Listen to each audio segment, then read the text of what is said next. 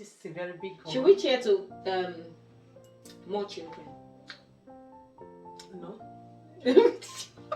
Not in this life. Come on, really? Oh no, sister, Okay, you know what I went through.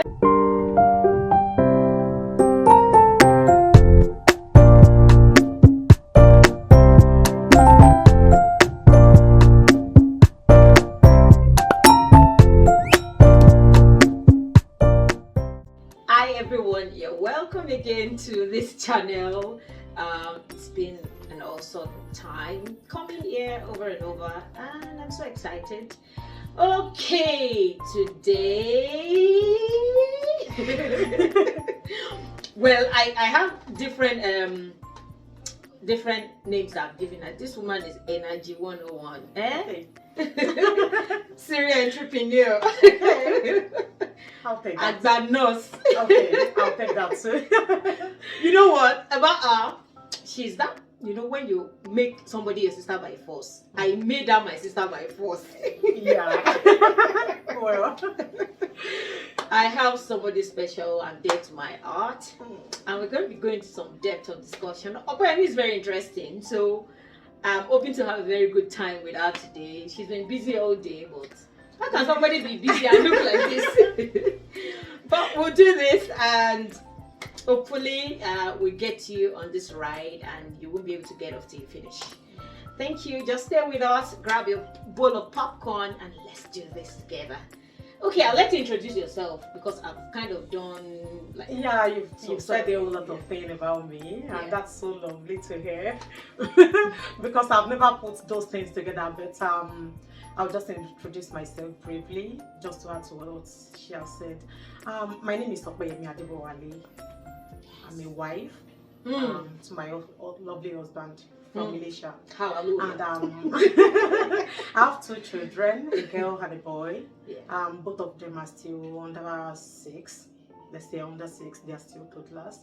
And I'm raising them right now in the UK. I'm a nurse, professional nurse. I'm a fashionpreneur. What else again? I'm everything that someone can just, you know, think of when it comes to intelligence and, you know, advising and putting things out there. Yeah. Okwe is not just a fashionpreneur. Okwe can see that stone is the next thing that is selling in the market. Exactly. And she'll be picking stones on the road. So far it brings money.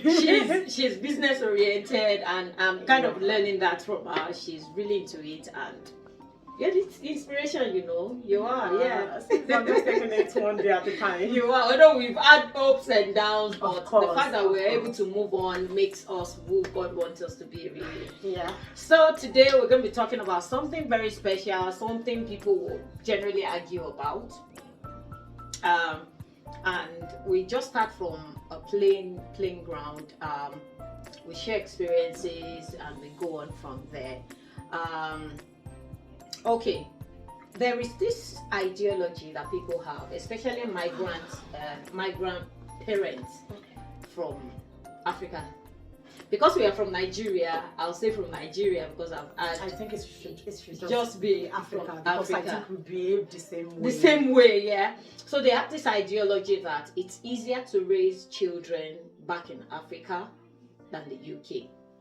So I don't want us to stand emotion for or against, but I just want us to put a kind of balance to it, to show what's practicable and applicable in everybody's situation. So that's what we're going to be talking about today. I will just start with a question, then we can move on from there. Okay, moving to the UK, you are a nurse. You were in a thriving career. It wasn't that you were jobless or you needed to escape something. You had your prospect, you had plans for your life. There were things you wanted to do, but when UK came in and you decided to japa like everyone japat, did you ever think about what it will do to your parenting style? Honestly, I think if I'll not be speaking for myself alone, based on the conversation we've had with so many other parents, I think we all have a different orientation about the UK. We all have different perspective at which we look at the UK. We thought everything is going to be perfect, perfect, even including parenting. We thought it's going to be different there because it's going to be better here. I mean, compared to Nigeria is just anyhow. We just want to be here and, you know, adopt another style. However, it looks like sugar, but it's actually salt. It's something anyway. Yeah. So I just feel like when parents are moving, especially those with children that are a bit grown and can understand what migration is, they don't sit them down to discuss the hard part of it. They just tell them the good part of it. Oh, we are going to give you a good life. You're going to have a better life. And children, you know, we've watched films. You've watched you've watched different shows online, and you're like, oh, let's go there. Let's see how it really looks like. But nobody tells them about the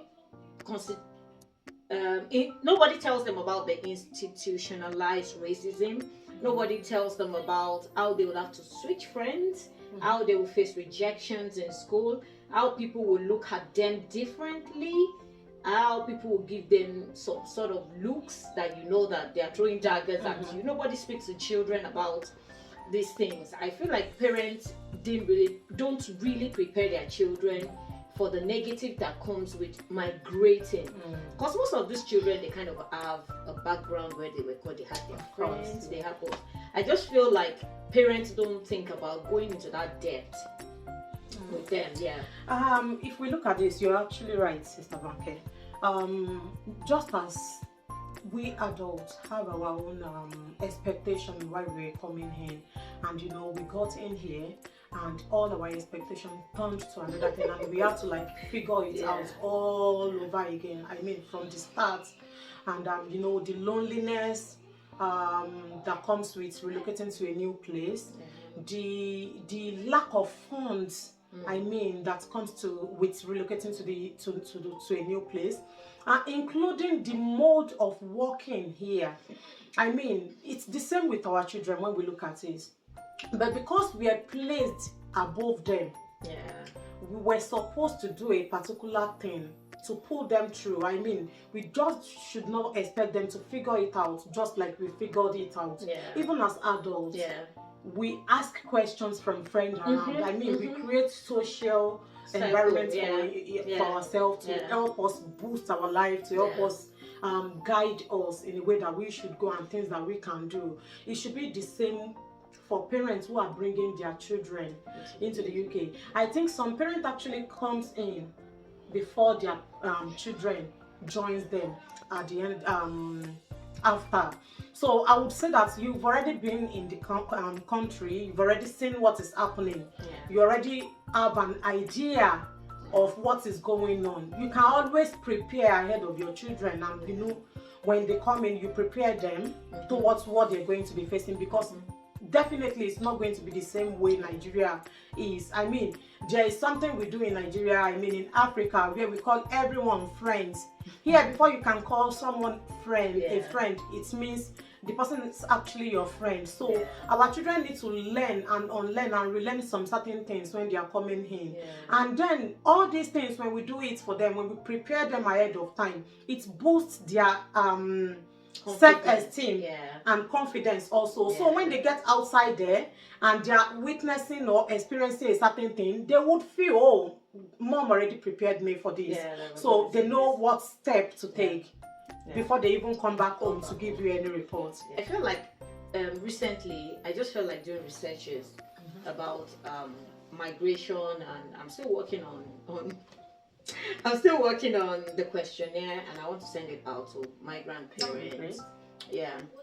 Because I just feel like if we do more researches, we'll be able to handle this better, and our life will become better. It will be much easier maneuvering this thing we called Japa.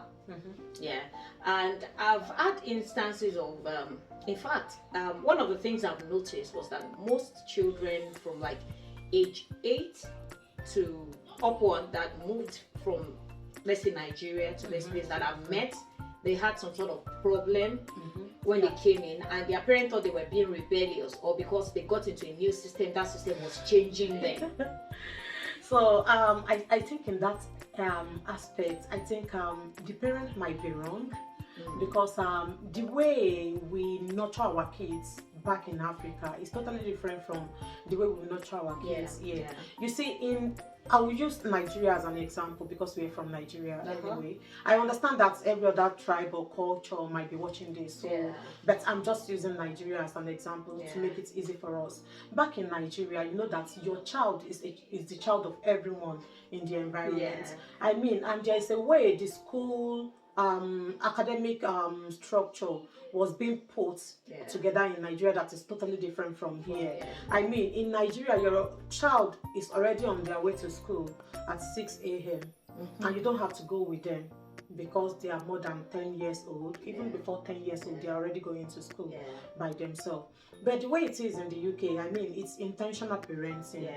And because you are not available because of the work structure too, the career structure too, you just have to be in the office at 8 a.m. and then you're starting to leave your home from 5:30 a.m. for people who live in Lagos, so you could get to the office early and settle down. You don't know what those kids are doing behind your back. Oh, exactly. They are home before you. Yeah. You don't even get home until 7, 8 p.m. at night. Let me cut you short there. I think you just brought an idea to my head. I just feel most parents, they do not know their child. They don't. So when they came to the UK and they were together under the same roof for a very long hours of time, let me say, then they will start discovering something and be like, they don't do this before. I've seen parents say that a lot. Like, my child doesn't do this when we're in Nigeria. It's begin to move with some people in the UK. And you're like, I think you don't know your child. So let me shock you, Ma and Sir. You see, those kids, they have a way of preparing before you get back from work. I mean, I've been there too. They have a way of preparing before you get back from work. They've already done what they want to do before you return. And on your return, they know you're just spending few hours before you go to sleep. I mean, they want to be of the good best behavior that they can be, just to be their parents' child at that point. And they don't want noise, they don't want anyone to scream at them. So you've already given them enough time to do what they want to do, to behave in their worst, and then you are around and they are behaving in their best, and you feel they are good children. I mean, so there are many factors to this. So instead of us saying, oh, it's easier to raise children in Nigeria, let's say that it's not about that. There is more to it. There is lack of communication, lack of friendship, companionship. Children were being raised by maids. Because in Nigeria, I would have like 2 maids, I'll have a cook, and I'll have a maid to look after the house. You're right. You know, I'll have that. And so those are the parents were not the only one parenting a child. Honestly, the maids were parenting the child.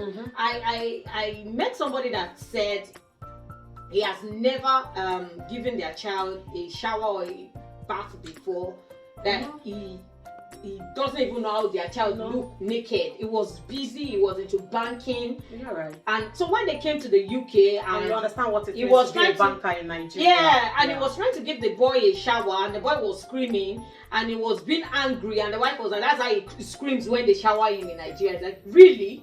He has never seen that before. Because he has never done, and it was just like a learning curve again. I think UK system is even doing us great as African parents. I mean, they are teaching us intentional parenting by fire, by force. You have to be clear, you have to be present for your children, and that is really, really great. I mean, a child can look at you now and say, "Oh, mom was there while I was." There's nothing like, oh, mom has never been around. Like, mom, when are you staying and spending time with us? No. I could remember when, before I came here, my husband was here already, so I was just with the boys. And my work to the house should be about 20-minute drive or 15-minute drive. It wasn't that bad. I was living, like, don't let me say because most people might not know that place, but it's just about 15-minute drive. And they were doing road construction. So it was taking me 5 hours, 4 hours from work to the house. So I'll wake up 4 o'clock, give them a bath or shower, take them to my neighbor's house to continue sleeping. I'll already dress them in uniform.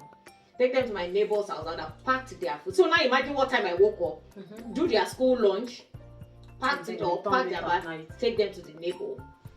Then when I go to work, I'll call my neighbor have you picked them? She'll say she was very, like God sent to me. She was God sent. She'll pick them up from school, help them with their homework. Because I know I was going to come late, I decided doing after school lessons just to keep them in school longer before I come back. And so she'll pick them up, help them with their homework, help them change into their pajamas. I'll get home 11 o'clock. You were blessed. I'll get home 11 o'clock. Then at 11, I'll go pick them up. They're still sleeping, bring them to bed in the house. And then you're already out, taking them out. Then I'll just shower and sleep. I'm up again 4 o'clock. Before I shower and sleep, I'll clean their plates, sort their bags out.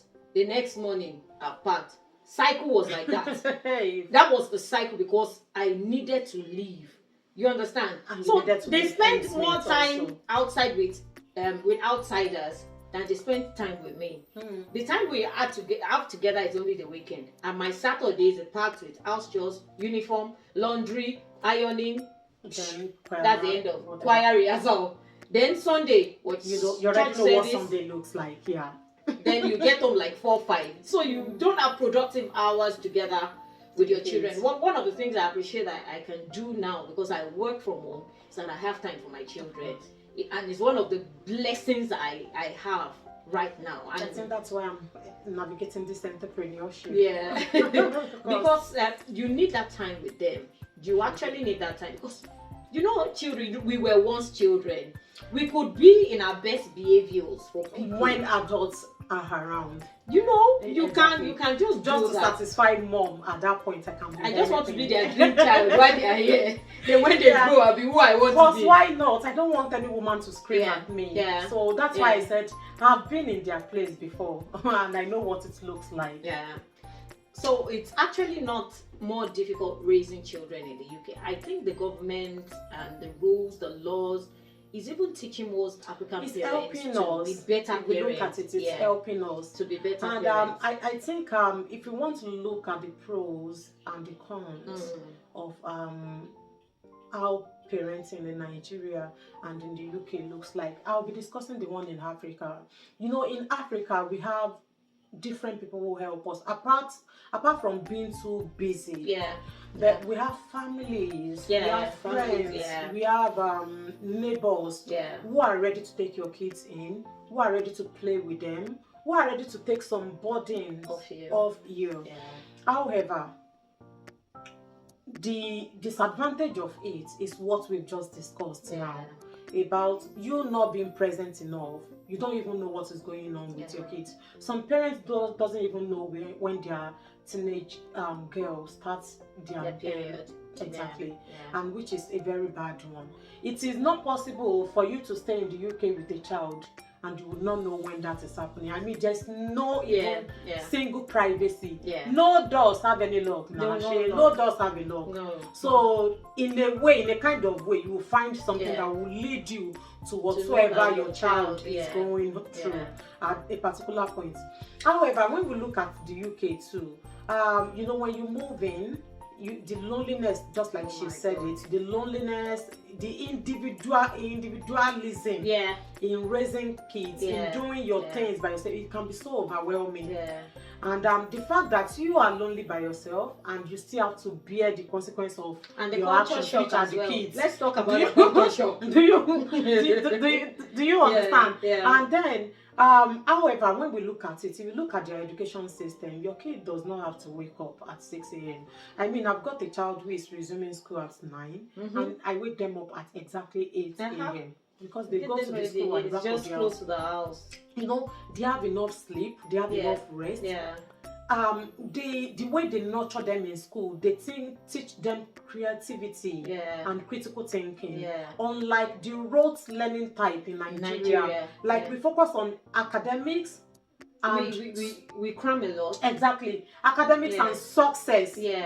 It's not about the development, it's about your grades. Exactly. I mean, a child is coming home with taking second position, and I'm waiting for you to say, the person who score first position. It's not that even in the UK, you don't strike for excellence. But what the school help you to do here, I have a son that writes. It was discovered in school. I used to write a lot as a child. I started writing bulletins for my church from when I was like 13. So I used to write bulletin for my church when I was small. So I'm not sure when I say this. So I had that Professor. in me, but the system wasn't not able to help me bring out my writer Of course skill. not. You know what I'm saying? But his teacher just said there's a competition coming up. There's this book that will be published and will be put in 5 major libraries in the UK.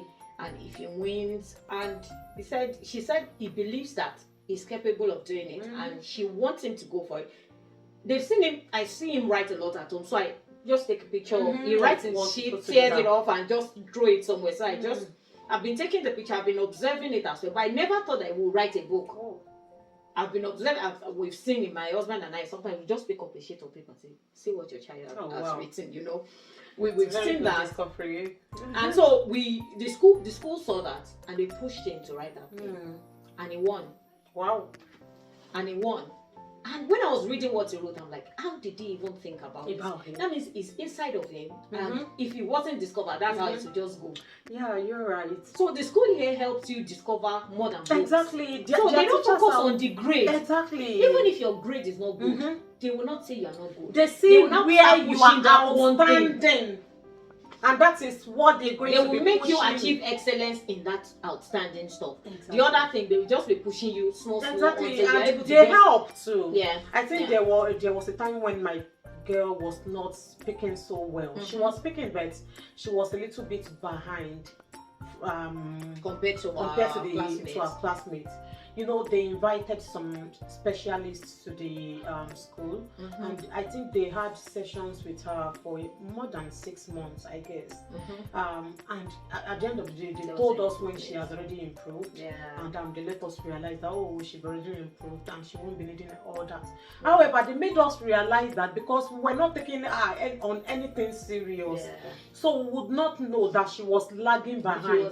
So they identified that. She can't. Exactly. Put her in a corner. They identified that, and they helped us to help her from home while they help her from school. I think if it's only about that, I'll take UK.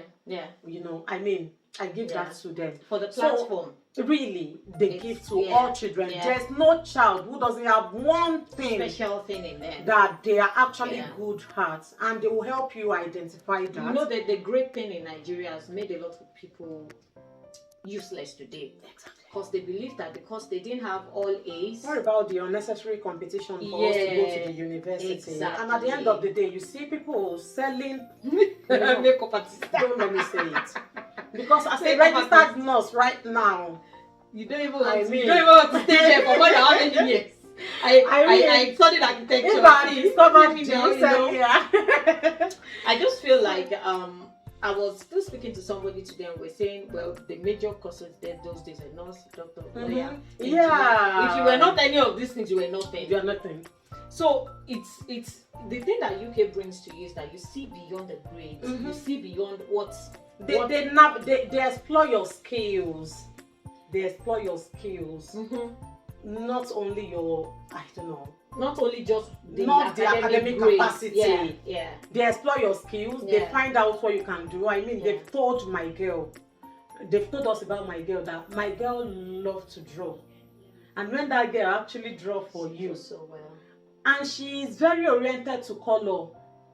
If you ask her to close her eyes and only open it like slightly and say, what color is this? I wasn't expecting a girl who was still in nursery to identify more than primary colors, but trust me, all the colors. She knows neon. Wow. Do you know she knows rose gold? Wow. A 5-year-old girl, and she knows all those things before she turned 5. So if a girl of how many years old knows some difficult colors, you know.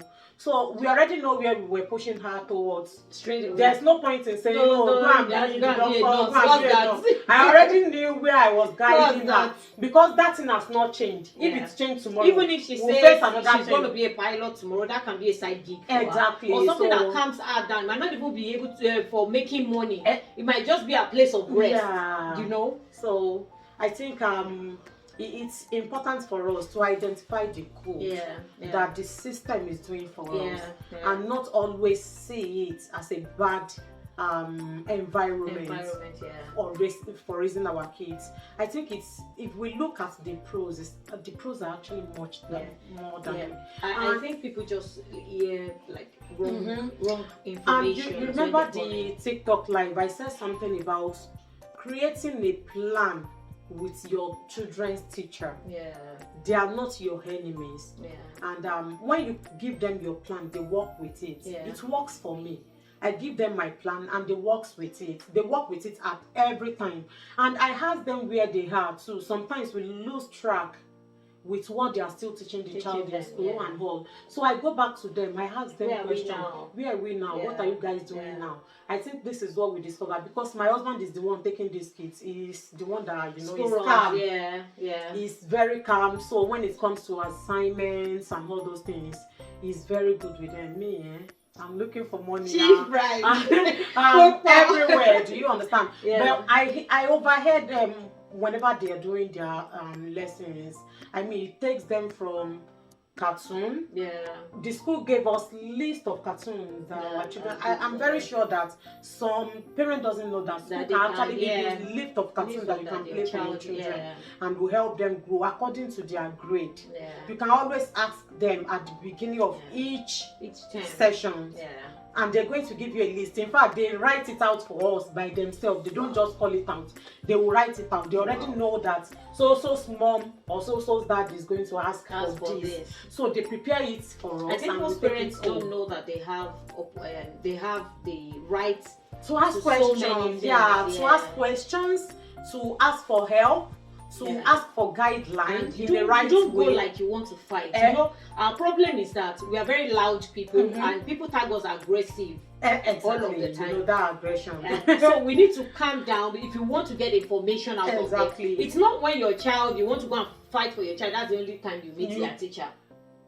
I think in that aspect, I think we're not doing so well. I mean, the teacher of your child should not only know you when they've done something wrong. Remember that we are all human. I always want to be positive first. I want to see the positive aspect of whatever has happened before I approach them.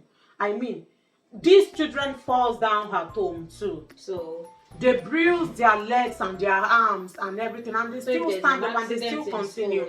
So what I did with my children's teacher is I made them understand that these kids are energetic. So if they need to communicate to me that my child has had a fall or has knocked their head on something, they don't have to be scared. I know the kind of kids I have. They are very energetic. I'm not saying they should not look after my kids. Of course, that's their job. Obviously, nobody is going to neglect your kids in school. So what I did to them was, see, so they are very energetic. So if they have a fall, just if it's something very serious, just let me know, so I'll know what to do after or what to look out for. I said, but if there's nothing so serious, I'm really not so much interested. I'm not saying you should not tell me, but don't make it a big deal.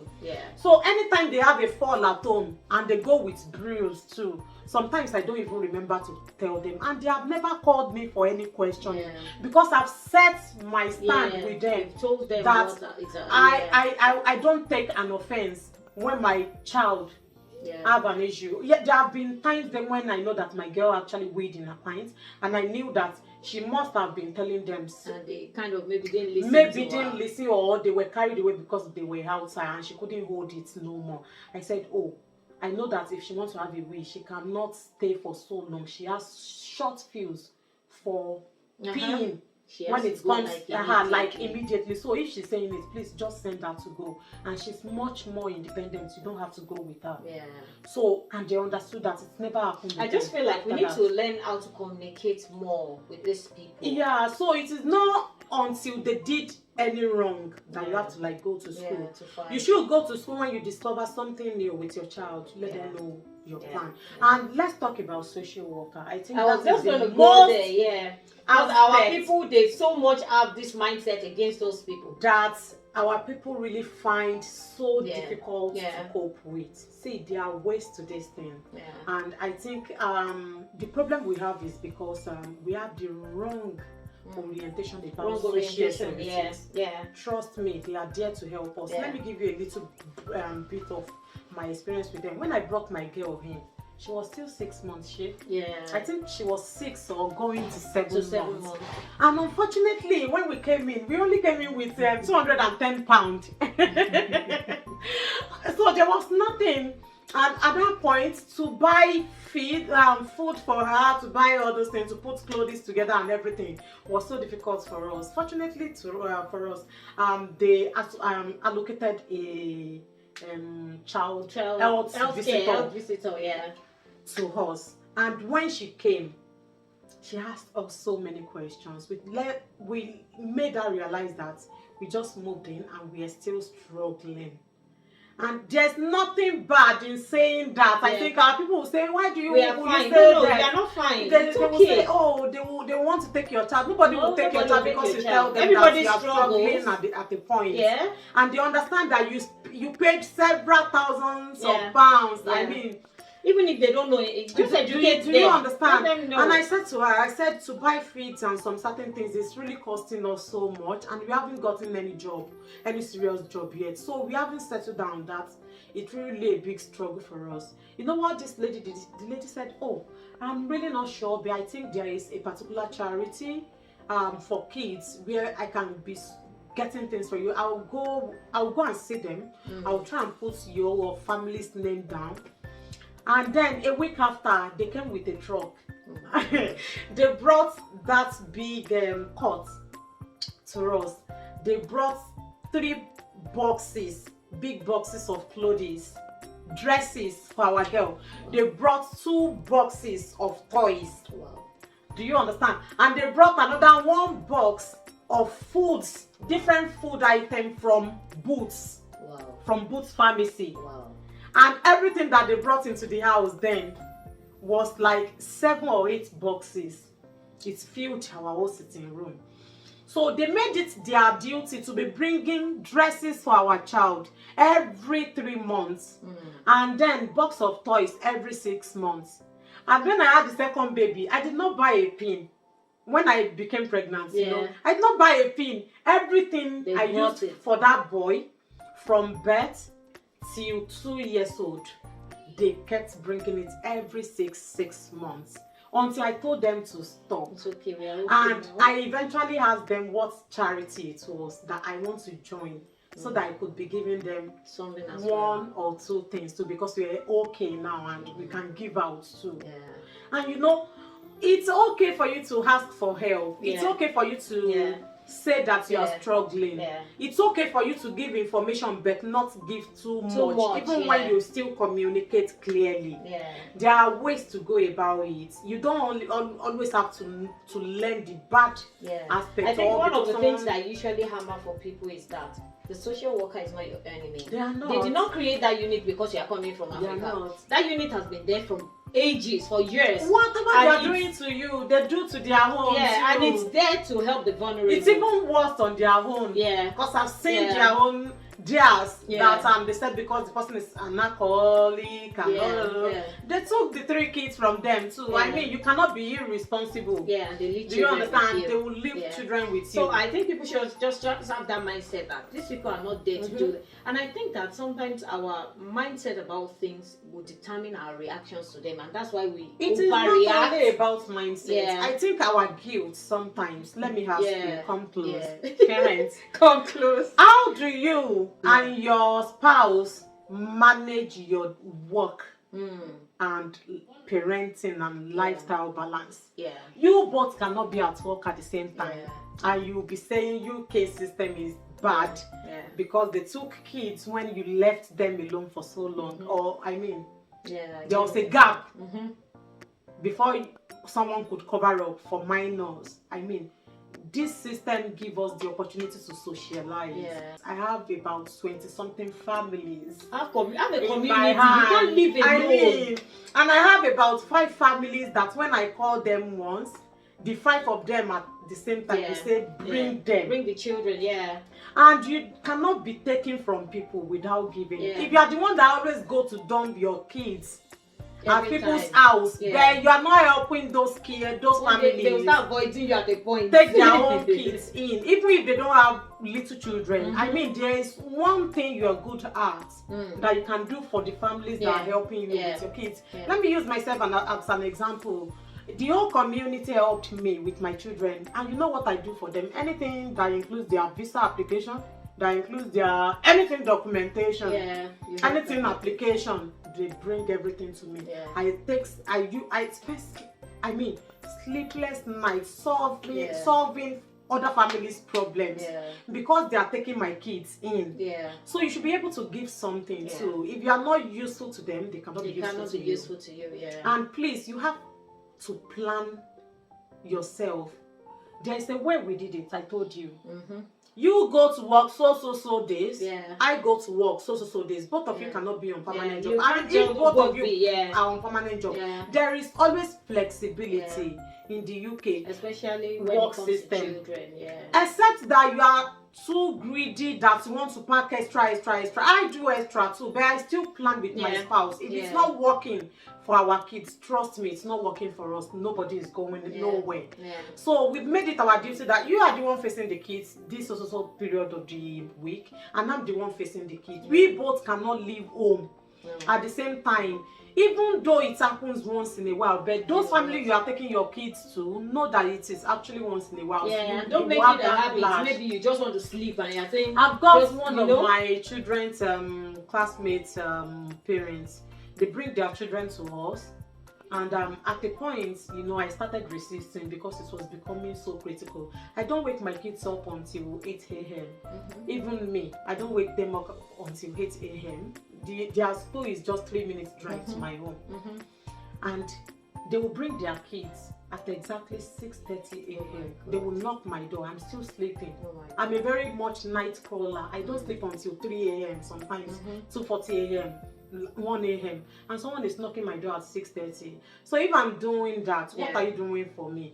There's no day you said, oh mommy, so can you please just drop the kids so you can have the time to rest? No. Until one day we were on the lineup, we were trying to take our kids, and they said to me, we just want to let you know that me and daddy so will be putting the kids in your, because when it's coming from Kini, I'll be moving to Kini, because the money is not enough, the bills. I mean, the money is not enough for me too and my home, but we're still taking that responsibility. I mean, we're still sacrificing. Everything about UK is sacrifice.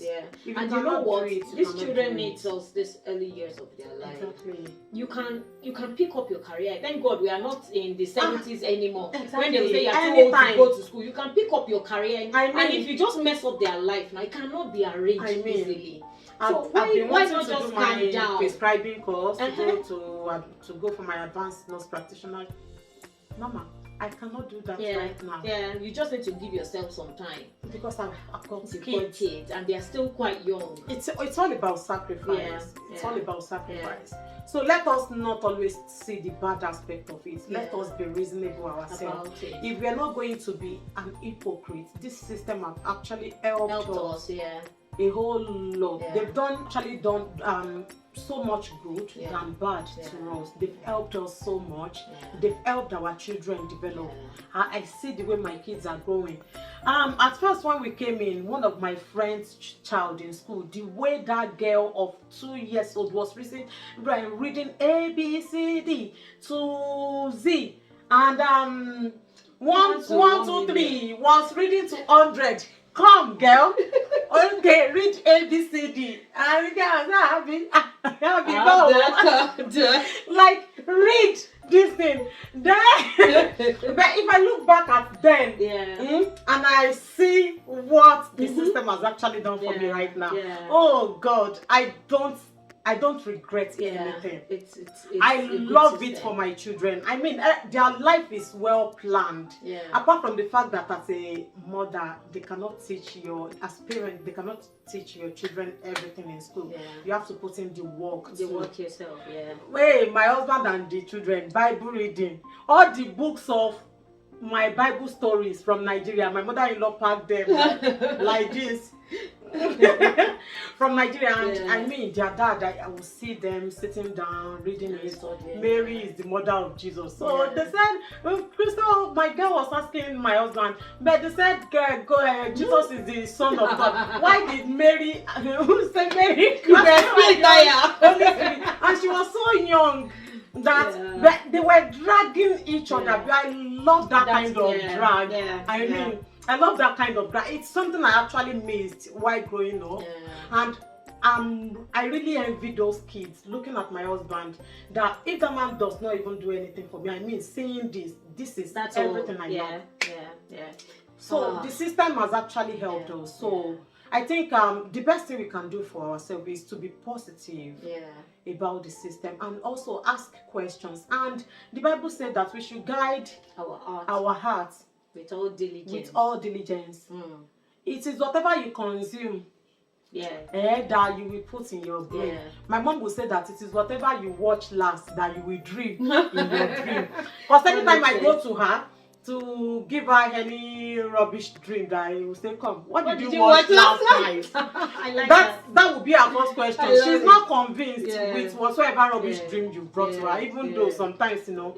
But I would say that whatever you are going online to go and listen to, if you are the type that goes online to go and see how some homes are separating, how some children are knocking on people's doors. That's why you would tilt towards. And don't forget that these children listen to whatever is going on around them too. If your phone is loud enough for them to listen to all those things, you can always guide your child.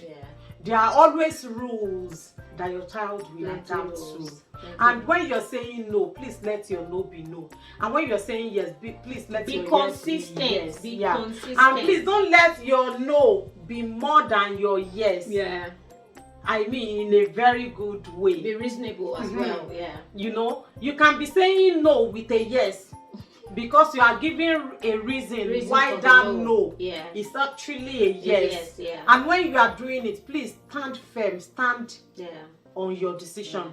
And you both as partners cannot be saying different things at different times. So if you're going to be raising a godly kid, what about the church? Do you go to church? What about the church? Do you go to church?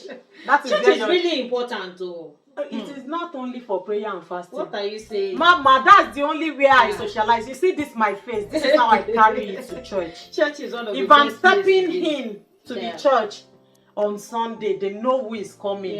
I'm all glammed because you don't club, you don't drink, you don't. This is the only place where you meet with other people. And so then, why not? Don't always be eager to leave. Calm down. Calm down, socialize, mix with people, hear people talk about something nice. Calm down. Don't go and be listening to people who social worker are knocking at their door every morning to take their children. You can always listen to people with good testimony, with good things to say about their children. So the association of people you move with, to the information you hear, you listen to, matters. And I don't know if I should say this. Not everything they say to you, you should agree to. If you know your child, you will know how to address whatsoever anyone is saying about them. Not everything is a yes. Don't only listen to phone and accents and be shaking your head. Please listen attentively. And if you cannot process the information at that time, please tell them they should give you time to go process the information. And even when you get home and you still cannot understand it, you have the right to call them and say, oh, the discussion you had with me, can you please break it down, because I was trying to process it and it wasn't clicking. So please, the UK system is good. Thank you so much for coming. I do appreciate you. No, I've enjoyed it. I've enjoyed every bit of it. I love the fact that you've experienced some things and you've kind of shared it with us, and it will help us on our journey in parenting in the UK. So before we round up, let's cheers to what? This is a very big one. Should we cheer to more children? No. Not in this life. Come on, really? Oh no, sister, Okay, you know what I went through. let's change to grandchildren. To grandchildren. Grandchildren. Yeah. Oh, is it not too early to start sharing to grandchildren?